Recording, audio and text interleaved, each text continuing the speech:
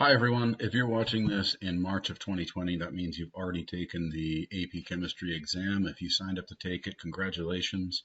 It's something to celebrate. It's been a pleasure this year working with such fantastic students, intelligent students, interesting people, and hardworking students. So thanks for all of your dedication and patience with me. I'm sure the last thing that you might want to try to get excited for is a little bit more learning about chemistry, but I feel that it's important to go ahead and finish what we started and cover the last important ideas in the curriculum which relate to thermodynamics. And they are pretty interesting ideas. If you got a chance to watch the first video that I made on this topic back in March, then you were introduced to one of the key concepts, which is the concept of entropy. And in this video, I want to introduce the concept of Gibbs free energy. So let me review briefly, before we talk about Gibbs free energy, what we covered in that previous video. And you should definitely go back and watch it if you'd like, but I'm reminded when I was looking at it that it's really a poor quality video. The audio is really bad, it's kind of quiet, and you have to crank the volume and you still can't hear me very well. So I guess I've gotten a little better at making the videos over the last 8 weeks. Hopefully this one's better. But if you look back at that video, even though it's a little hard to hear, you'll remember, hopefully, that we talked about how the entropy of the universe can be calculated or estimated, or I should say the change in entropy of the universe that takes place when a process occurs. And that can be considered to be the sum of the change in entropy of the system and the change in entropy of the surroundings, since the universe is just the system and surroundings added together. And we looked at how can we figure out whether the system is increasing in entropy, where entropy can be thought of as the dispersion of matter or energy. For instance, a solid turning into a liquid, that's an increase in entropy. A liquid turning into a gas, that's an increase in entropy.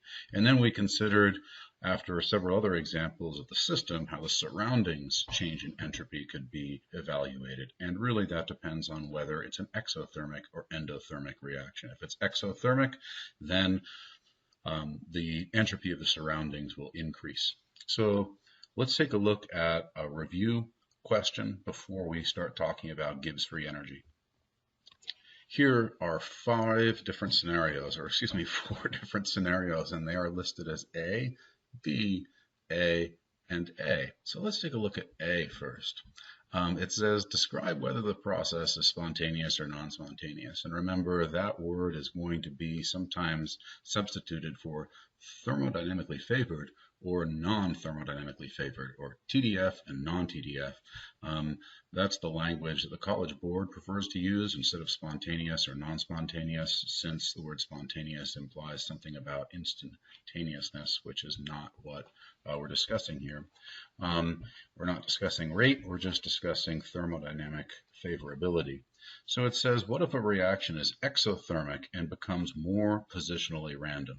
Now, that tells us something about the change in entropy of the surroundings and the change of entropy of the system, the 2 things we need to figure out to evaluate the change in entropy of the universe. And if the entropy of the universe is increasing, it's a spontaneous process. So let's see. Exothermic, that means that the entropy of the surroundings is going to increase. As temperature increases in the surroundings, as heat energy flows from the system to the surroundings, we're going to have a greater degree of dispersion of energy in the surroundings. So that means the entropy of the surroundings is positive. What if the system becomes more positionally random? That's also an increase in disorder, and that means the entropy of the universe is positive. Since both the entropy of the system and the surroundings are positive, that would be a spontaneous process. See if you can evaluate the next 2 questions before I go through the answers to those. So let's consider the next one. The key concept that we're using here is this equation.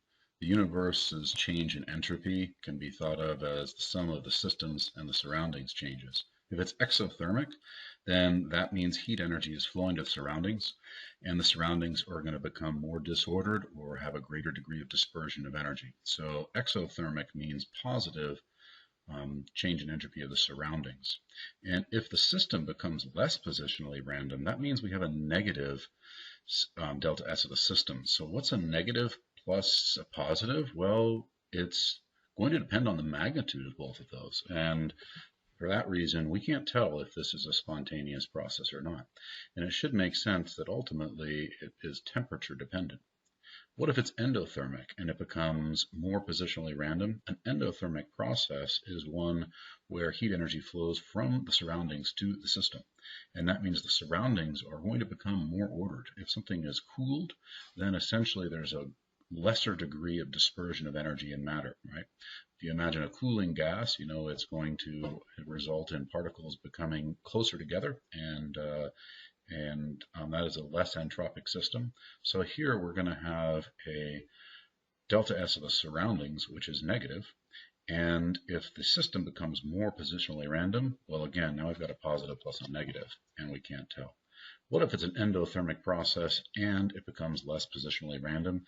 That is a decrease in entropy of the surroundings, and it's a decrease in entropy of the system. That's definitely a decrease in entropy of the universe, and that's not how the universe works according to the second law of thermodynamics.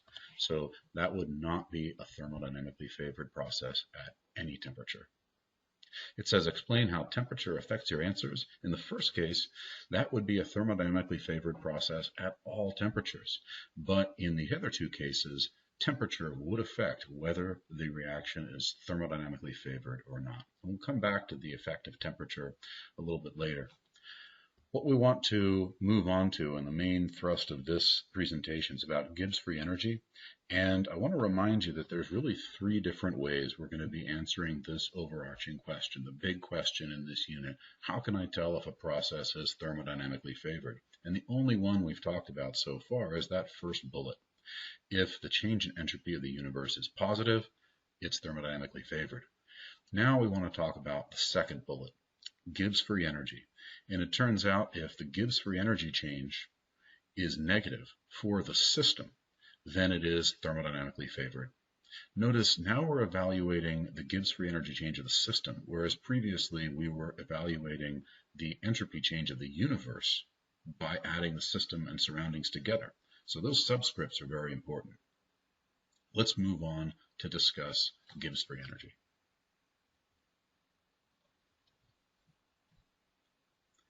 Earlier I showed this slide, and I didn't talk about the definition which is included here.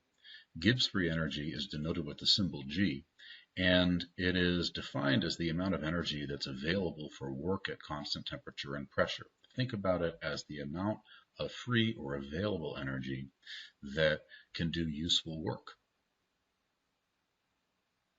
Now, when we say a reaction has a negative Gibbs free energy change, that means it's going from a high degree of free energy to a low degree of free energy, which means you can think of the free energy as being used to do that useful work.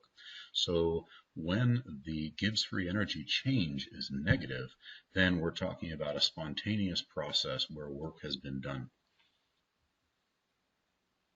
Now, the way that we will calculate Gibbs free energy is using this equation, which is the most commonly used in calculations, much more commonly than the previous one we talked about in this slideshow. And you can see that both enthalpy and entropy changes are considered. This equation is true at constant temperature and pressure. We'll always be considering those conditions.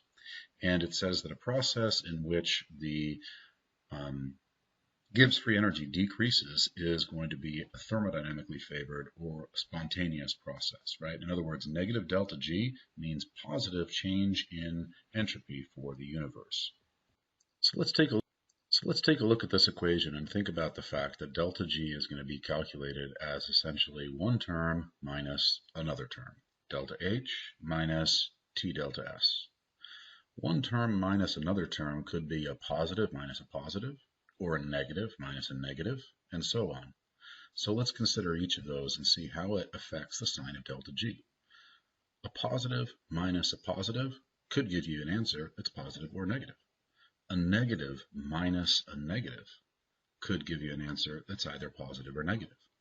But if delta H is positive and delta S is negative, you have a positive minus a negative, which will always give you a positive answer. And in that circumstance, we can conclude that delta G will never be negative, and therefore we're never going to be talking about a thermodynamically favored process.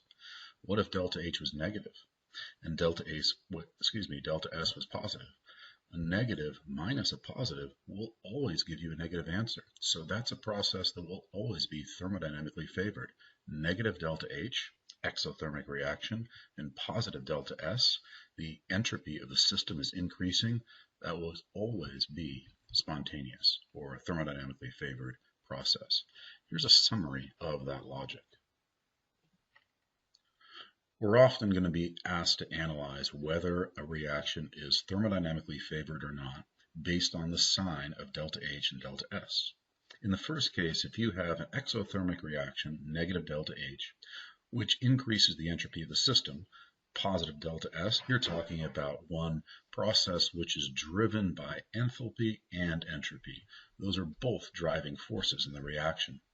In the second case, if we're talking about a reaction which has a positive delta H, that's an endothermic process, and a positive delta S, that's something where the system's entropy is increasing, then it is only driven by entropy and it is not driven by enthalpy.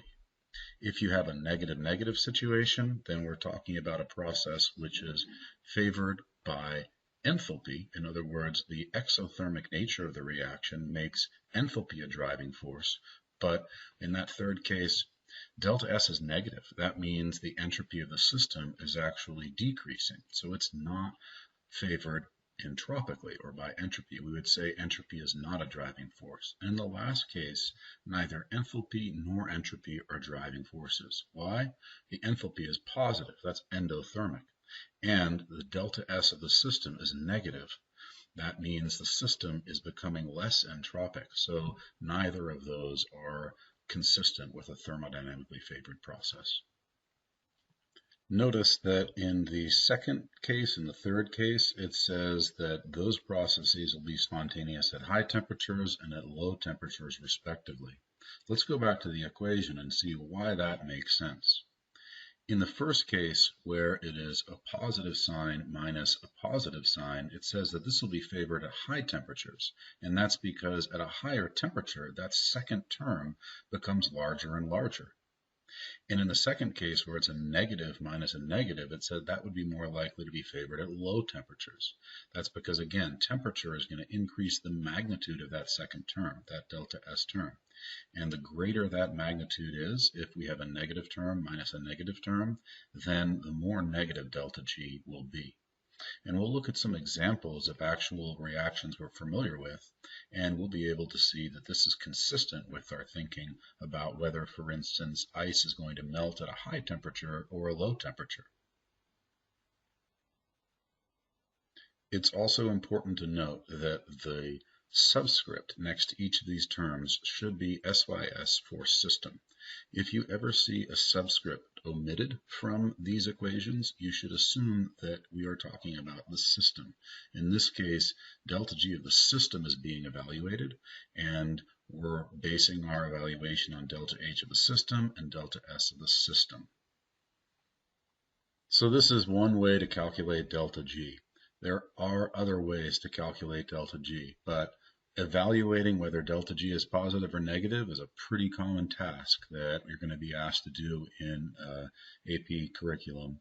And there is more than one way you can calculate that value. A second way you can calculate that value is going to look familiar to you. If you look at the equation, it's going to resemble one we've seen before.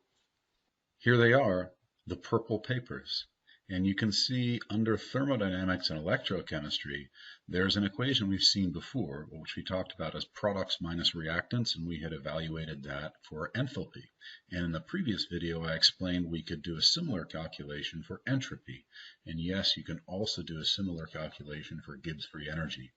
Notice that all of these terms have that degree symbol, which actually indicates standard state. So we can talk about standard enthalpy of formation. We can also talk about standard entropy and standard Gibbs free energy. You can see the delta G equation we talked about most recently there. delta H minus T delta S. And you can also see below that it says that delta G can be calculated in terms of K. That's an equilibrium constant. It says negative RT natural log of K. We'll talk about that a little bit later. And R is the ideal gas law constant there, and K is the equilibrium constant for a reaction. The natural log operator there essentially is the thing that guarantees that anytime K is greater than 1, that's a product favored reaction, we're going to have a delta G value which is negative. And anytime that K is less than 1, we're going to have a delta G value which is positive. K less than 1, that means reactant favored. That means it's not going to be thermodynamically favored in the forward direction. Below that, we have an equation that says NFE. That has to do with cell potential and electrochemistry, which will come up a little bit later. And the last two equations on that page are also about electrochemistry. But as you can see, we're nearing the end of all of the equations and constants on these purple papers that come up in the entire curriculum. So sometimes you'll be asked to calculate delta G using enthalpy and standard entropy, and sometimes you'll be asked to calculate delta G by taking standard Gibbs free energy of the products and subtracting the standard Gibbs free energy formation of the reactants. So there are several different ways of calculating Gibbs free energy. This is the first one we talked about, probably the most common. The second one was the one that I just introduced. It's written a little bit differently on this slide than it is on the equation sheet, but the same formula. Products minus reactants. The standard Gibbs free energy of formation of the products minus the standard Gibbs free energy of formation of the reactants. And we need to take into account coefficients in a balanced chemical equation. There is a third method, and again, the third method is going to be familiar to you. Essentially, we can add equations together in the way we did when we were studying Hess's law, and we can add Gibbs free energy values together. So you can have a target reaction that you're trying to construct by several other reactions being added together, and sometimes you may need to multiply a reaction by a coefficient, and you guys are familiar with how those coefficient multipliers are also applied to the delta H value. We apply to the delta G value. You can add together those values to get the delta G value for your target reaction. So let me advance this slide backwards so I can show you how this calculation would work. We are trying to figure out whether the formation of graphite from diamond is a thermodynamically favored process, and that's the target reaction at the bottom. Now, the two reactions that we know the delta G values for are given there.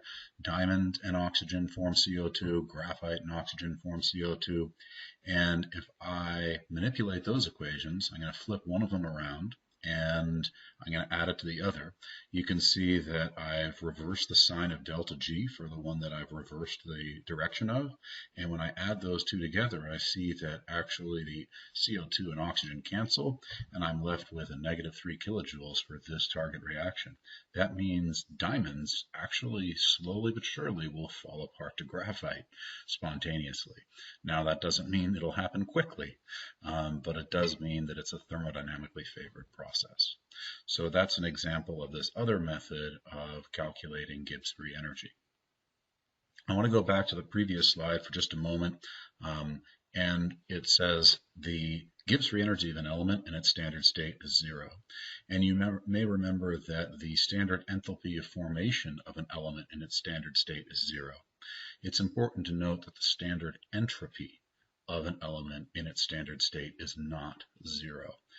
In order for entropy to be equal to 0, that would be a perfect crystal at absolute 0, which is not a temperature that we can reach or duplicate in the lab. So standard entropies are not going to be 0 for elements in their standard state. And even with the statements regarding delta G and delta H of formation, there are different allotropes of elements, so there are rare exceptions to those rules, but if we're considering delta G of formation for an element in a standard state, it's 0. If we're considering delta H of formation for an element in its standard state, it's 0. But standard entropy is not going to be 0 for an element. You'll need to look up the entropy values if you're asked to do this calculation where standard entropy is considered. So in the next video, we're going to go through some practice problems which try out each of these three methods, sometimes solving a problem quantitatively and sometimes just evaluating qualitatively whether delta G is negative or positive. The overarching theme here is a reaction thermodynamically favored or not? If delta G is negative, it is. And if delta G is positive, it's not. There's many different ways that we can calculate delta G, and we'll practice those a little bit, but the overarching idea is really just about whether a process is thermodynamically favored or not. If you made it all the way to the end of this video, congratulations. Again, lots of respect for you guys for all the hard work you've done this year. And congratulations for having the stomach to even continue going into this last little bit of content. In the next video, I'll be going through some solution to some problems, like I said, and practicing this a little bit. So look for that, and we'll see you in that next meeting. Bye-bye.